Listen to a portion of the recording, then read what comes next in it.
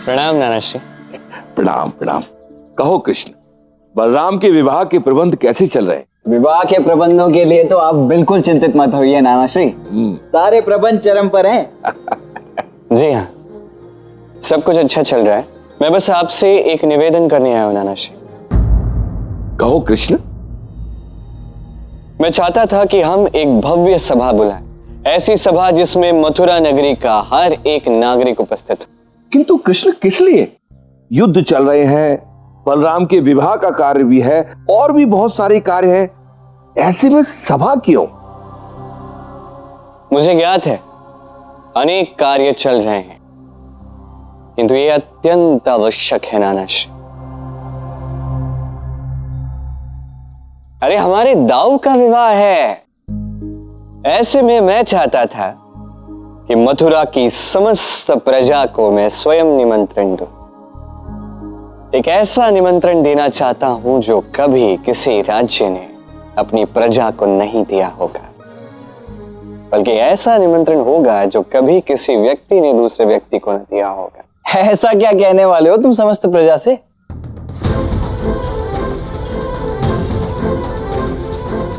आप सभा का आयोजन तो कीजिए।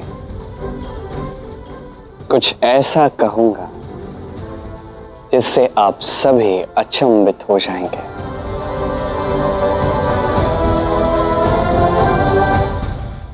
सम्राट, ये जो मथुरा पर हम दिन प्रतिदिन आक्रमण कर रहे हैं, इससे हमारे सैनिक हर दिन मर रहे हैं और इस युद्ध में हमने कोई महान योद्धा भी नहीं भेजा। सम्राट, इससे हमारी सेना का मनोबल क्षीण हो रहा है। हाँ तो कोई बात नहीं, कुछ सैनिक मरते हैं तो मरने दो। मैंने बोला है कि प्रतिदिन आक्रमण होगा, मतलब आक्रमण होगा। तू मुझे मूर्ख कहता है बुड्ढे, किंतु मती तो तेरी मारी गई।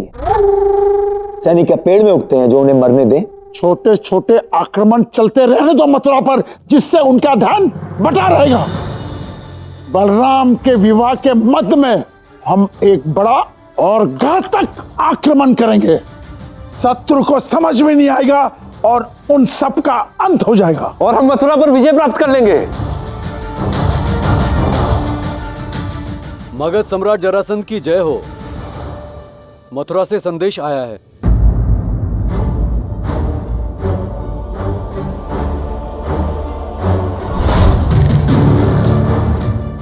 मथुरा से संदेश?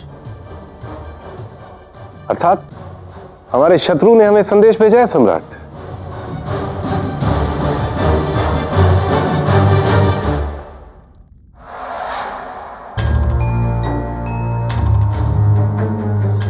श्री महादेव की कृपा से मथुरा के राजकुमार बलराम और कौशल स्थली राजकुमारी रेवती का विवाह हो रहा है।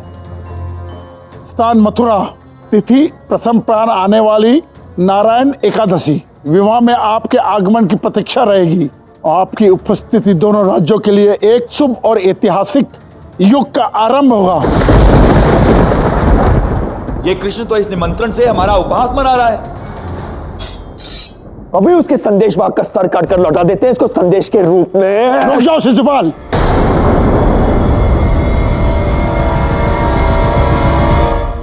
मेरी आज्ञा है कि संदेश वाहक का पूरा ध्यान रखा जाए। एक राज अतिथि की तरह इसका सम्मान और स्वागत किया जाए। इसे अन्न, जल और विश्राम के लिए उपयुक्त स्थान दिया जाए।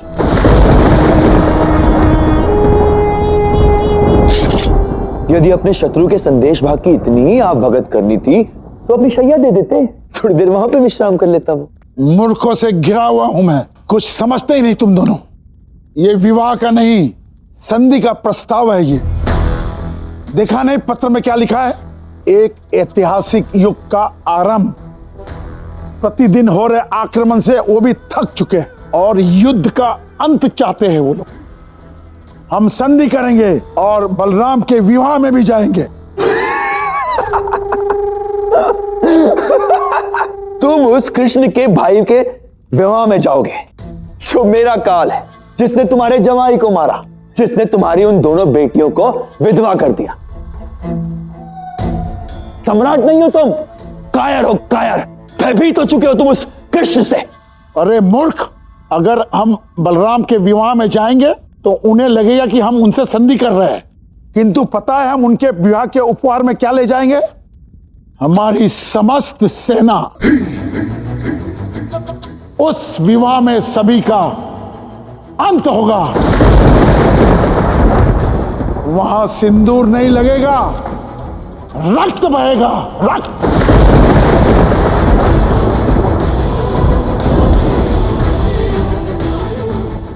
अद्भुत!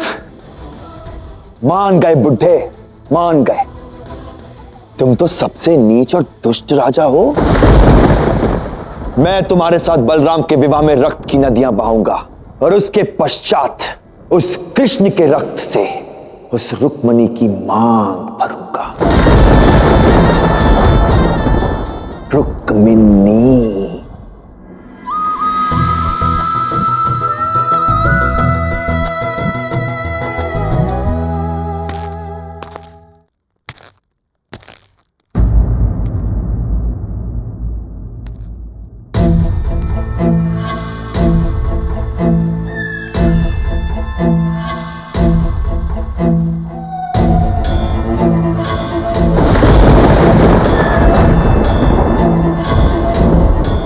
तो कैसा लग रहा हूं मैं?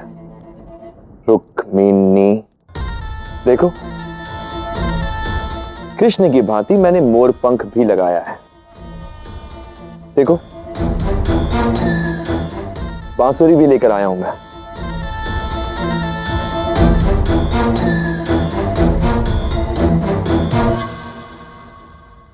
देखो क्या क्या कर रहा हूं मैं तुम्हारे लिए।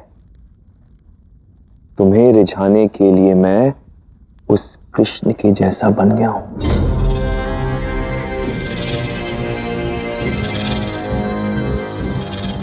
देखो, बांसुरी बजाना भी सीख गया हूं मैं।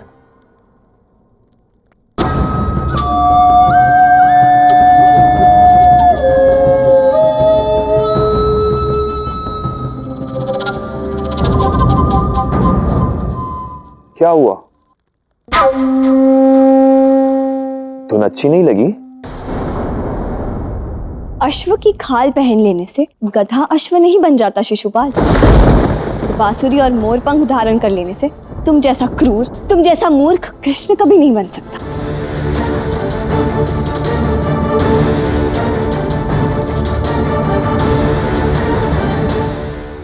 मुझे मूर्ख कह रही है लड़की?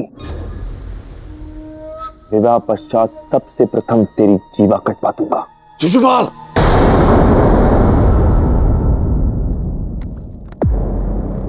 दूर हटो मेरी पुत्री से।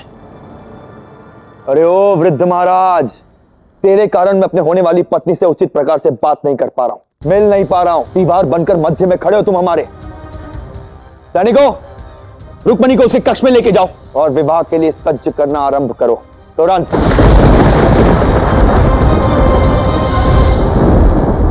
नहीं, मैं मेरे पिता को छोड़कर कहीं नहीं जाऊंगी।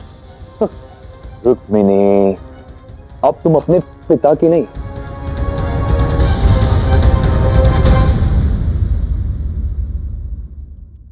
मेरी हो। चुपचाप चलो, अन्यथा खींच कर ले जाऊंगा।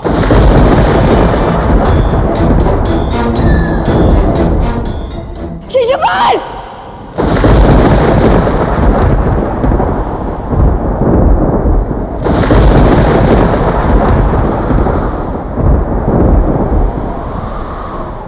अपनी मर्यादा में रहो शिशुपाल। एक नारी की इच्छा के विरुद्ध उसे स्पर्श करने का पाप मत करो, अन्यथा परिणाम बहुत भयंकर होगा।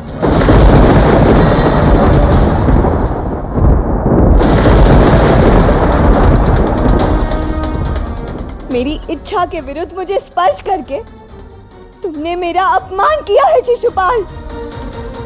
मेरे मन में कृष्ण है, ये जानते हुए भी मुझे स्पर्श करके केवल मेरा ही नहीं, तुमने मेरे प्रेम का भी अपमान किया है। इस अपमान का प्रतिकार कृष्ण लेगा। मुझे स्पर्श करने का जो घोर अपराध किया है ना तुमने, इसके लिए मैं तुझे श्राप देती हूं कि जिस प्रेम का तुम उपहास कर रहे हो ना, मेरा वही प्रेम, मेरा कृष्ण तेरा अंत करेगा। तेरा श्राप व्यर्थ जाएगा मूर्ख लड़की।